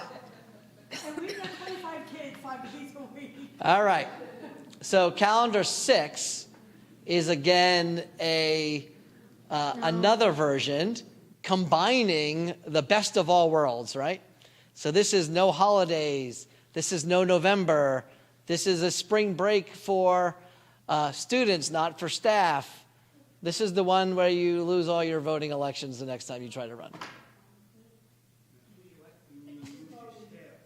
If you don't want to be a board member anymore, this is the one you vote for. Yeah, and if you want your house, this want to stay at your house. So again, we can skip this one, I think, and we can have now a frank conversation. We can just forget those for a minute. Just keep them up there. Just Reg, don't lose them all yet, just in case. But let's just forget those for a second. Here, can you go back to my first page, Reg? And the reason I feel Reggie's helping me out, I was unable to figure out how to get the calendars into a visible slideshow. I just couldn't do it. So when I realized I was not going to be able to be successful, I sent them to Reggie, and he's being very gracious. So thank you, Reggie. So let's go back to the key issues up top. Forget the stuff below that. Number 1 and number 2 are not for negotiation. We have control over the holidays. So let's just start there. Do we have a Board of Education interested in a calendar that removes religious holidays, as I've shown, and the benefit, of course, is ending 2 weeks earlier, but to end 2 weeks earlier also means cutting into winter break and into spring break. If you just were to take off the religious holidays, you'd be saving all the religious holiday days plus Juneteenth, because you'd be ending before it, and you'd be saving 8 school days. To deepest point, you'd still be going into that next week, but you'd be about a week and a half earlier than we're ending with a traditional calendar. Anyone want to make a recommendation or thought or anything on just question number 3, which is, how do we address religious holidays? Keep the religious holidays. It's not worth it. It's not worth fighting.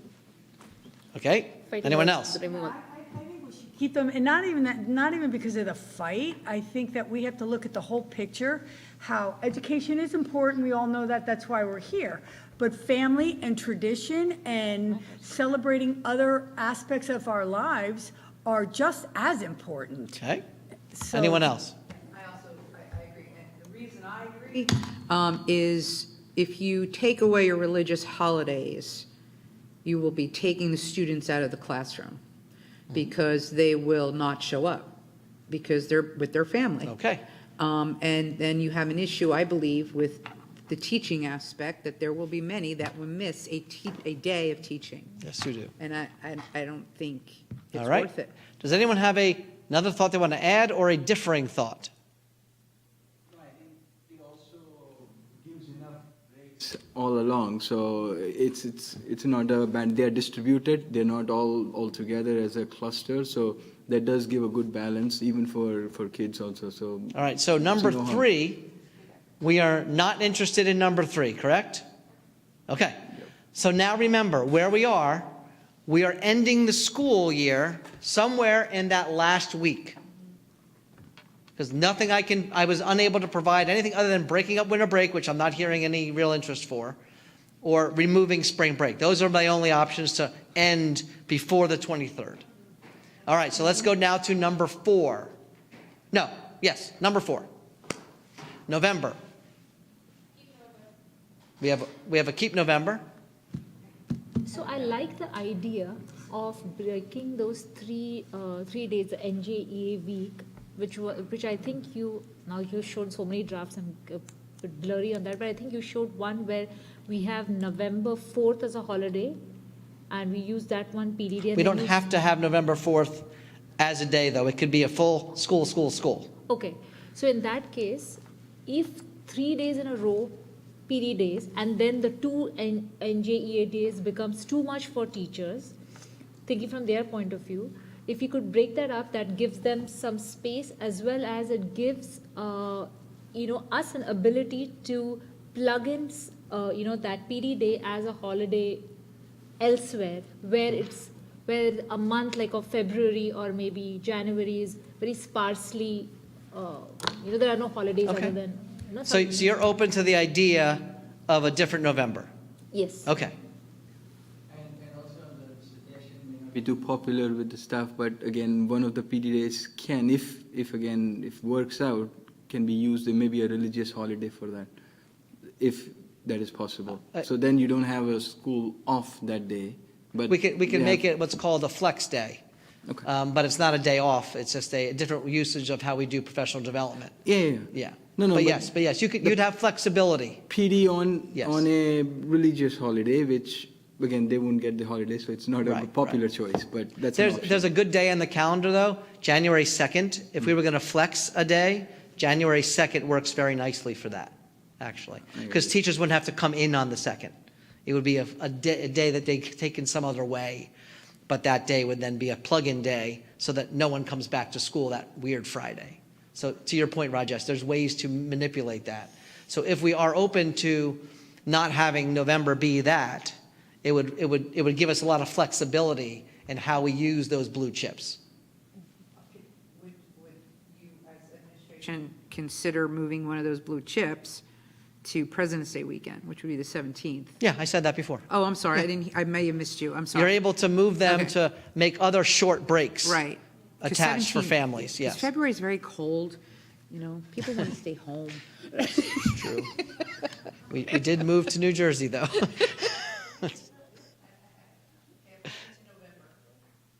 Any other thoughts on November? 3 professional days in a row, and then the convention, that's a lot. That's a lot on a teacher. That's a lot.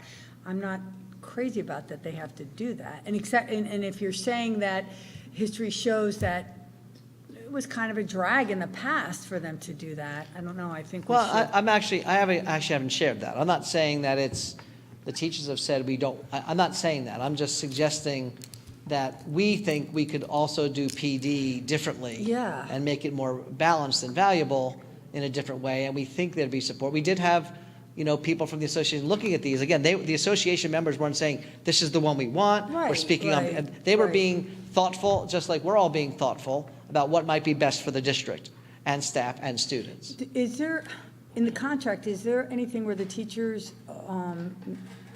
need to be here before and after a holiday? There's nothing in the contract except the new sick day law about blackout days for sick time. Okay, that's it, though. But that's at the district's, as district local level, we don't have a contract that says you can't take a personal day after a holiday. We do not have a contract that's. So let's say if we were going to school on the 2nd, you're going to go on the 2nd. People could take a personal day. They can take a personal They day can. on the 2nd, okay. We think staffing on that day would be a challenge, yeah. Yeah, okay. That's why I was asking We do. that. Okay, I would be a hard time finding me on that day. okay. Why is there a delayed opening on the February 9th? Because the Jets are going to probably win the Super Bowl next year. Oh, that's the Super Bowl. Okay, so, all right, Obviously. all right, I'm going to say I'm open to moving. The reason we have a delayed We could opening, go the to real January, reason, February. because not the Jets will ever be in the Super Bowl, Long but the real weekends. reason is we have a give back time for night Yes. conferences. So instead of, we do it on a day where, like this year, for example, it might be, we have that day this year. It might be very helpful if the Eagles make it to the Super Bowl. Commander's looking good, people. I don't think you should be so confident.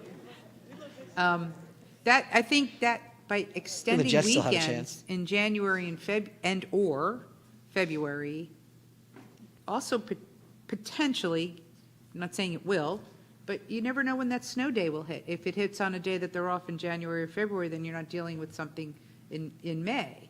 You know, of course, who knows? But I think you're also giving a longer weekend in February Well, after remember, President's Day. That's a suggestion of where A you could place a suggestion. blue chip. Yes, yes, The question still revolves, I know, yes, open to We moving sway. November. just November. Yes. Are Yes. we, as a board, we have a lot of yays, a nay. I didn't forget you, Smitha, don't worry. Move. Are there any other yays or nays in particular? Mike's a nay, Smitha's a nay. What are we voting on? You're not voting, No, you're no, no, giving no, me wrong stuff to take Wrong back. choice of words.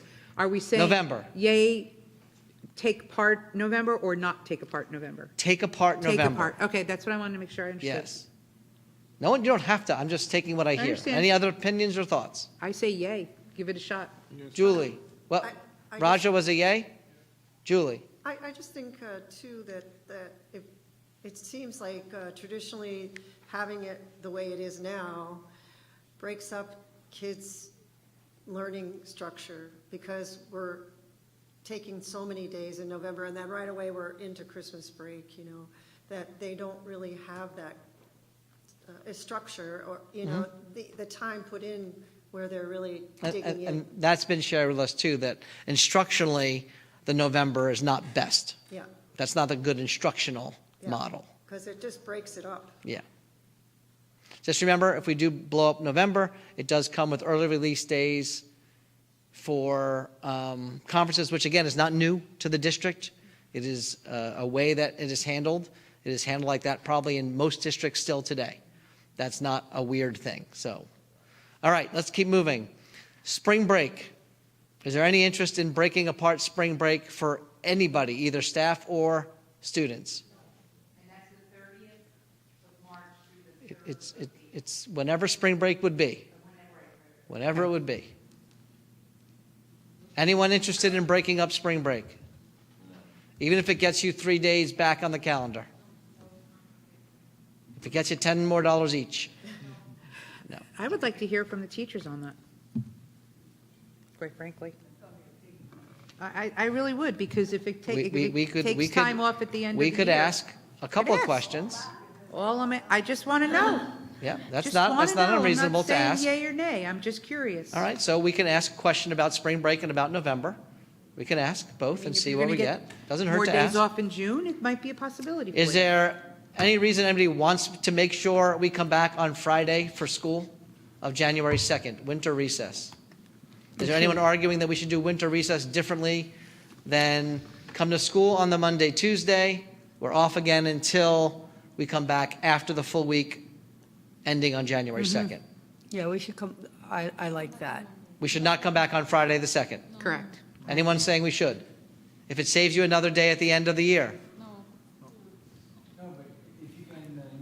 Flex day for PD, then it Then it works wouldn't out. matter anyway. Yeah. As long as everyone comes, what I'm hearing is as long as no one's coming back to work or learn on that Friday, do something else. Yes. Got you. Everyone good with that?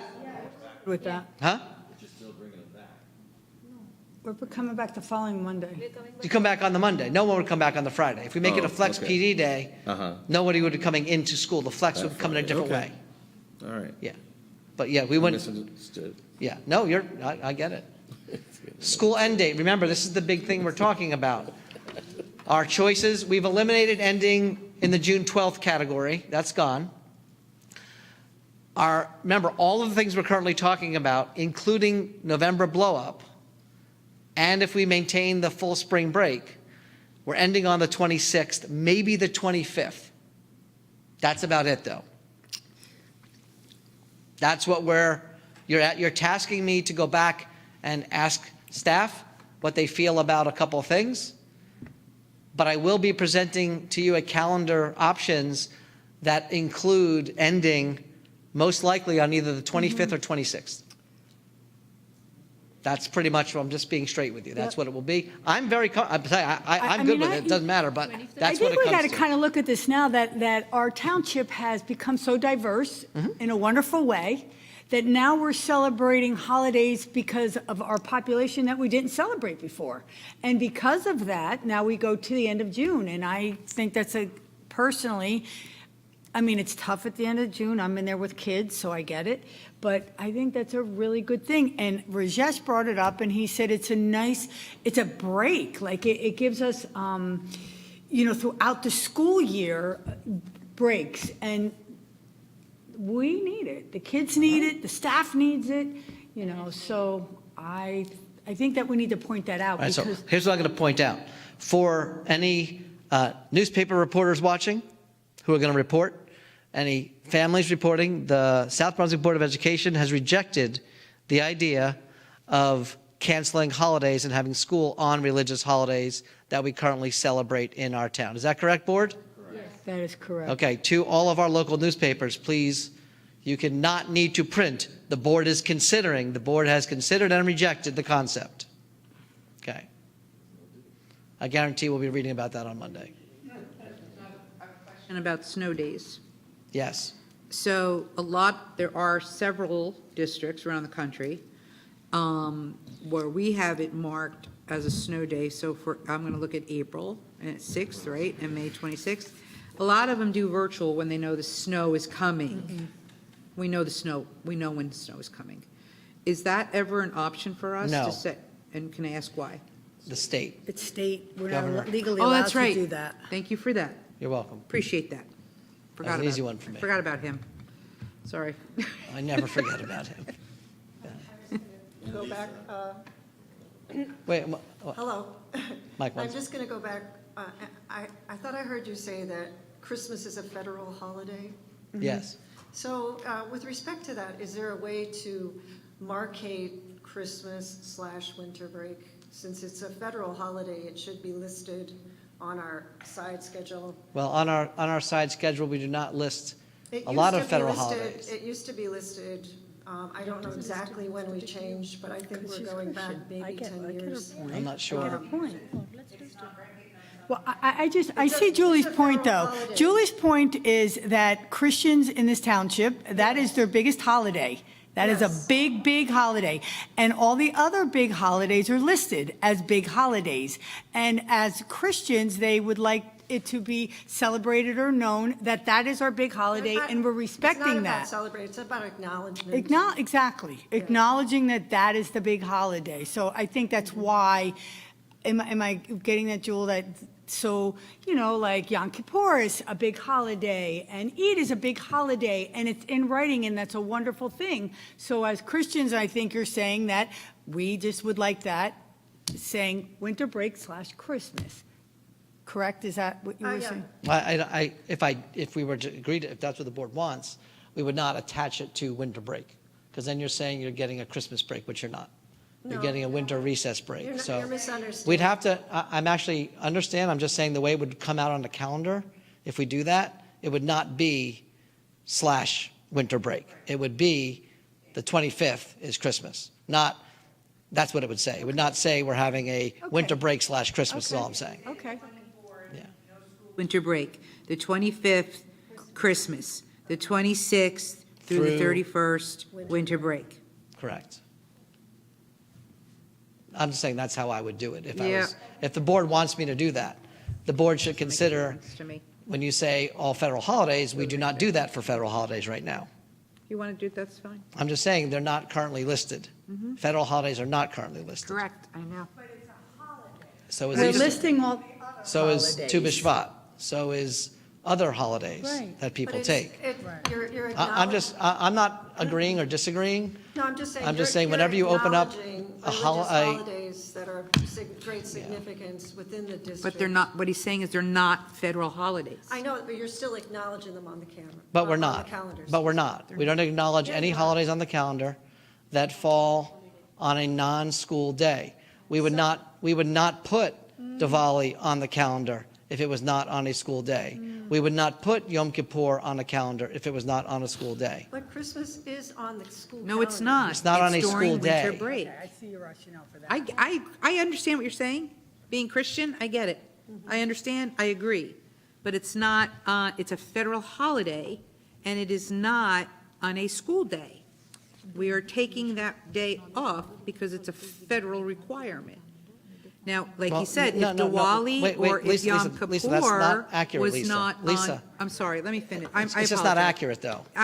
It's not falling on a school day. That is accurate. Correct. My point, though, is if Yom Kippur, October 2nd, was actually on October 5th, you would not see Yom Kippur on here. That's correct. The only reason October 2nd, Yom Kippur, is on here is because it is on a Thursday.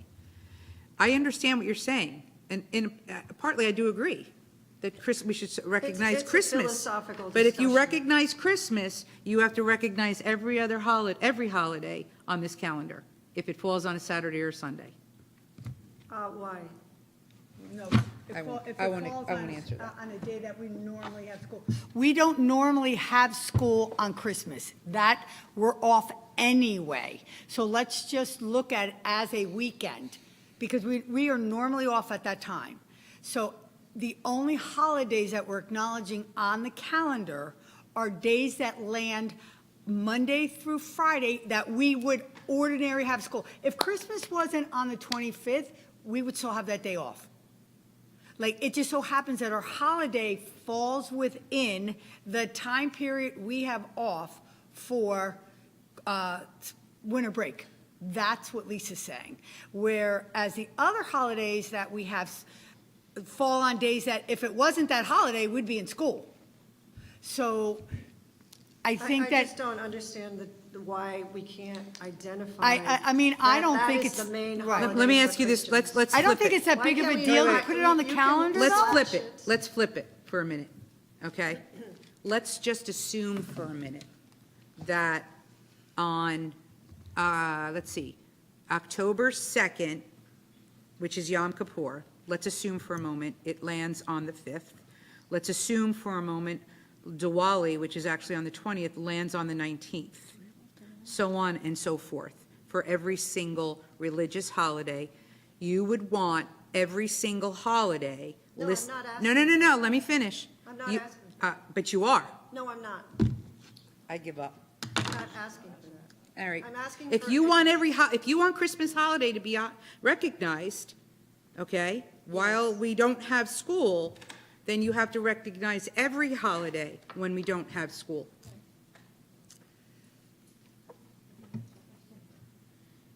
Well, I always think every major holiday. Well, why don't you just think What is about. a major holiday? Why don't you just talk about the holidays we currently observe? Yeah.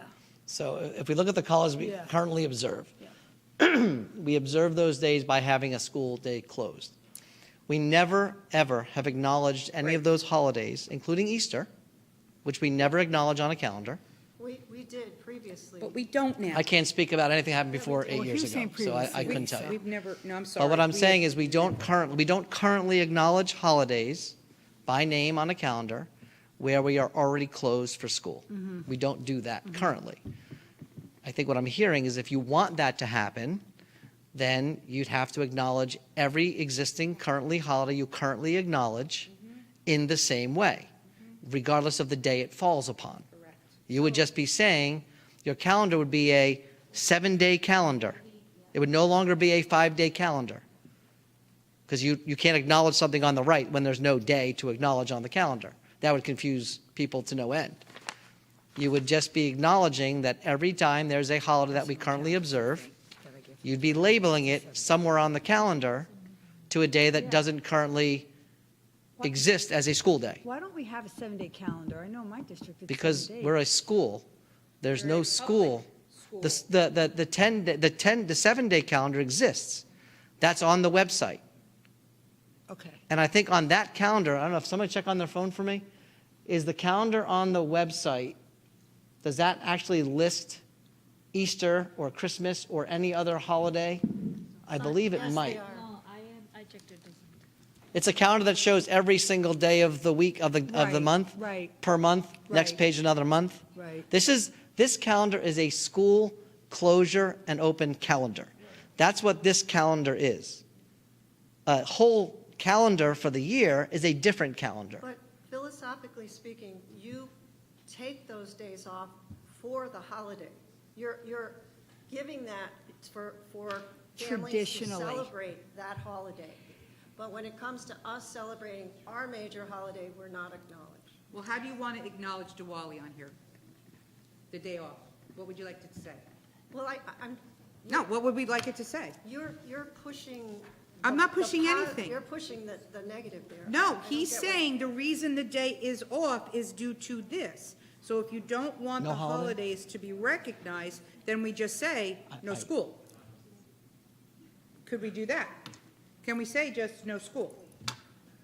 For what? Do we have to recognize the holiday? Do we have to say Yom Kippur is October 2nd? Why not just say October 2nd, it's a day off, and let people in the community assume what it is? We could do that.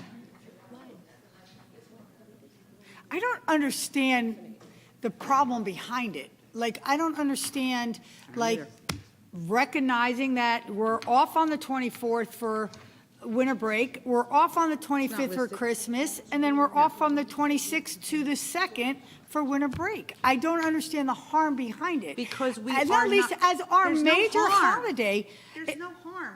then But what's we're the not in problem? Then what's school. the problem? If there's no harm, what's the problem? Then you have to recognize every No, holiday. you do that not, is not because Monday then we'll through get all the Friday. Christian holidays in there, all the Jewish Oh my holidays in God. there. all We like- have Good Friday up there. You got Good Friday, do we not? We recognize Good Friday? No. We don't? Okay, so let's recognize Good Friday. And then when there's a holiday or on a Saturday and Sunday, the question is, should we recognize the holiday? So, can I say something? That's the question. I think the question on the table here is, if we are going to recognize major religious holidays that fall on a weekend, how do we represent Correct. them on this calendar? I think that's the question on the table. It's not listed in the calendar on the school district website. Not. Well, you just said it was. We just checked. It's not. I said I wasn't sure. It's not. I think that's the question. The question is more about if it's a religious holiday that is either on a holiday, that is a Saturday or a Sunday, or a break that is mandatory that we provide as a district, how do we recognize that religious observance? That's We're the not, question. we are not observing the holiday as a school. We are not correct. That's the answer. Okay, the semantics. We are not observing the holiday. We are acknowledging that there is We're a not, religious. but we're not. But I think that is I understand the question. I'm just, you're asking me a question. I'm telling you the But we're answer. observing all the other major holidays. We're not observing- No, We're observing holidays that fall on school days where we otherwise would be in school. I think last year Diwali was on That's all. weekend, and it was not acknowledged. It was not on the calendar, and I had the same conversation with Scott, and it made sense to not have it. I mean, I see both sides. I see why we don't, because we're already off. Yeah.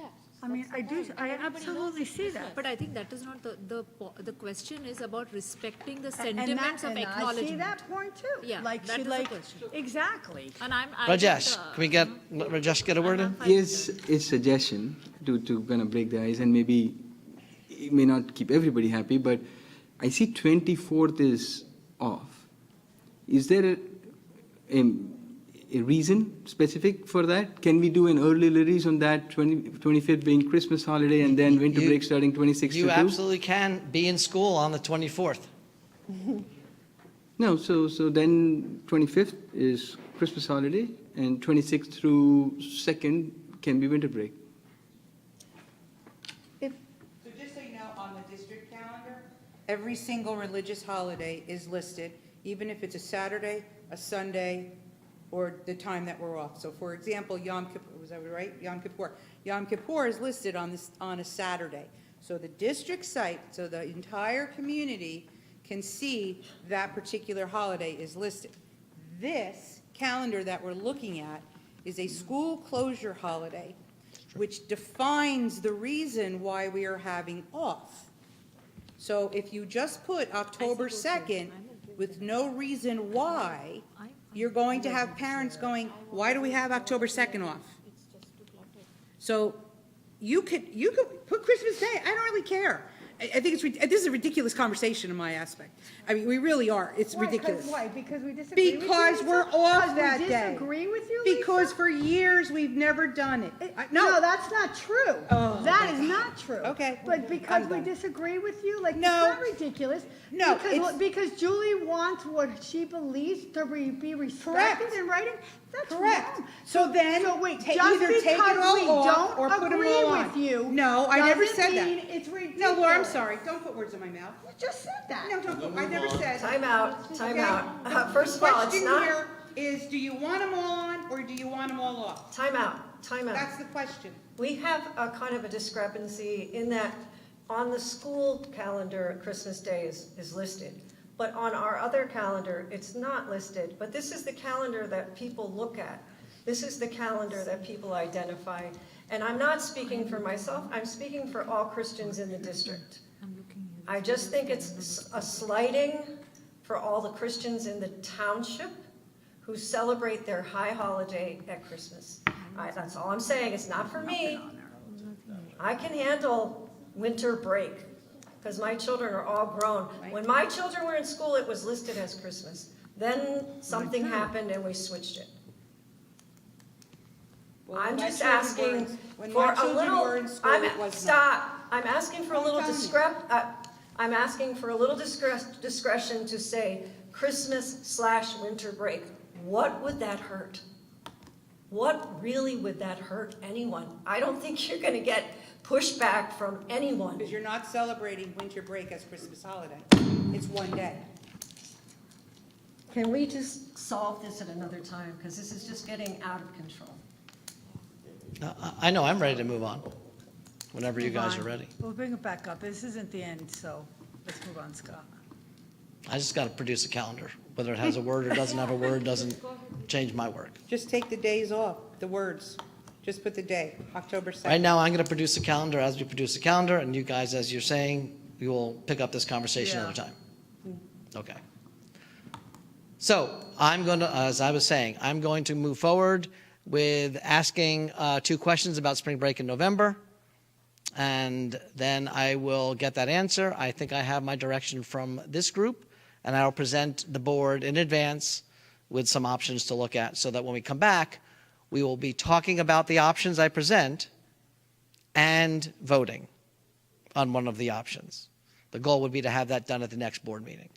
At no time does the conversation you're currently having, that could happen whenever. That doesn't change anything about what needs to be done, which is we need a calendar.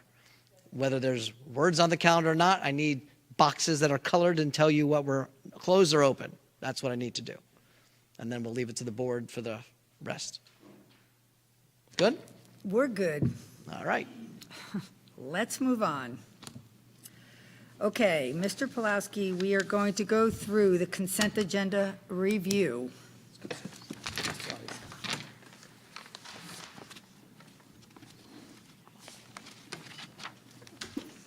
Okay, everybody, we have a very succinct consent agenda this evening. We have some transfers, some financials, a bills list, and some non-public technology orders, your typical business office motions. We have a approval of the lease purchase services. We're looking to work with the Hunterdon County ESC to have them put out an RFP for responses for some lease purchase options for a couple of vehicles. We have an approved, 1.6 is an approved increase not to exceed amounts for some educational consultant services. We're approving an extension for some professional services for students, special services and special education related services.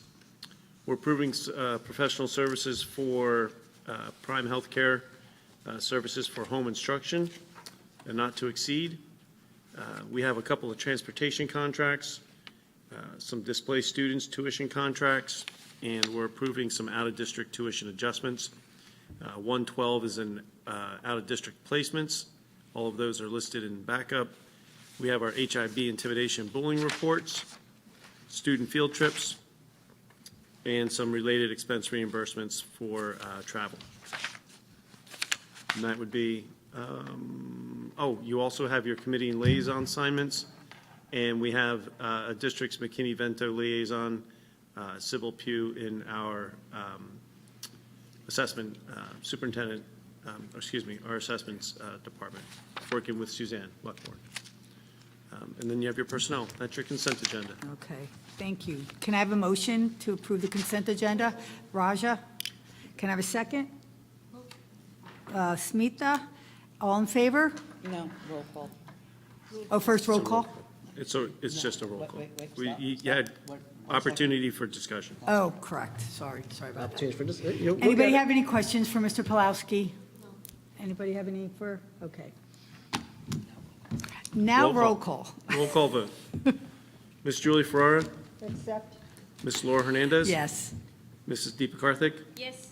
Ms. Alicia Khan, Yes. Mr. Raja Krishna, Yes. Mr. Mike Mitchell, Yes. Dr. Smitha Raj, Yes. Mrs. Lisa Rogers. Mr. Rajesh Soni, Yes. motion carries. All right, can I jump in for a moment, please? I'd like to bring to the mic Mr. Jeffrey Johnson. There he is.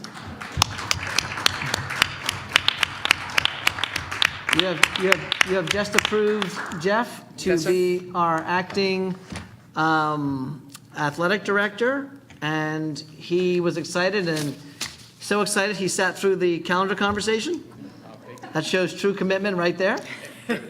So we thank you, Jeff, and if you want to say any words.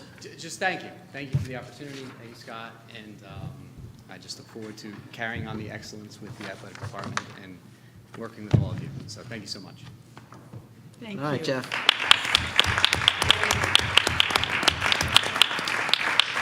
Jeff, we are going to need you to come back in 2 weeks to rehear the calendar conversation. So, And we welcome all of you also. from the athletic director perspective.